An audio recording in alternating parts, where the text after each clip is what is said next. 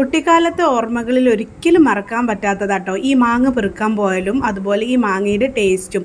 രാവിലെ ബക്കറ്റൊക്കെ എടുത്തായിട്ടായിരുന്നു പോവാറ്. ഇപ്പം ആ മാവും ഇല്ല, മാങ്ങയില്ല, ഒന്നുമില്ല. അതൊക്കെ കിട്ടിയിട്ടും കഴിച്ചിട്ടും കാലം കുറേയായി. അപ്പോൾ നമുക്കൊരു നെയ്ബറായിട്ട് ഇത് കൊണ്ടു തന്നത്. അപ്പോൾ ഞാൻ അല്ലുവിന് എങ്ങനെയാണ് ഇത് കഴിക്കലെന്ന് കാണിച്ചു കൊടുക്കാം കേട്ടോ. നാട്ടുമാങ്ങയാണ്.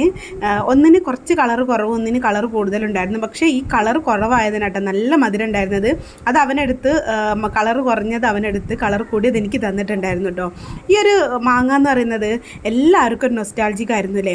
പണ്ടൊക്കെ വവ്വാൽ ചപ്പിയതുപോലും കഴിച്ചൊരു കാലം ഉണ്ടായിരുന്നു. ഇപ്പം അങ്ങനത്തതൊക്കെ കണ്ടാൽ ആ വഴിയിൽ കൂടെ പോകാൻ പോലും ആൾക്കാർക്ക് പേടിയല്ലേ. മാമ്പഴ പുളിശ്ശേരി ഉണ്ടാക്കണം, പക്ഷെ അതിന് മുമ്പ് ഒന്ന് ട്രൈ ചെയ്ത് നോക്കാമെന്ന് വിചാരിച്ചിട്ട് കഴിച്ചതായിരുന്നു കേട്ടോ.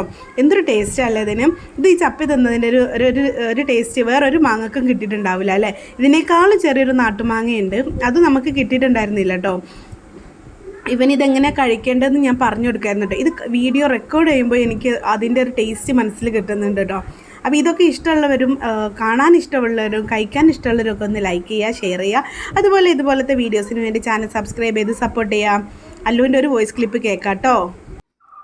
ഇത് മാങ്ങ ഇത് മടിയിട്ടുണ്ടാവും, അങ്ങനെ അല്ല ഉണ്ടാവും. കൊമ്മയിലെത്തിയാൽ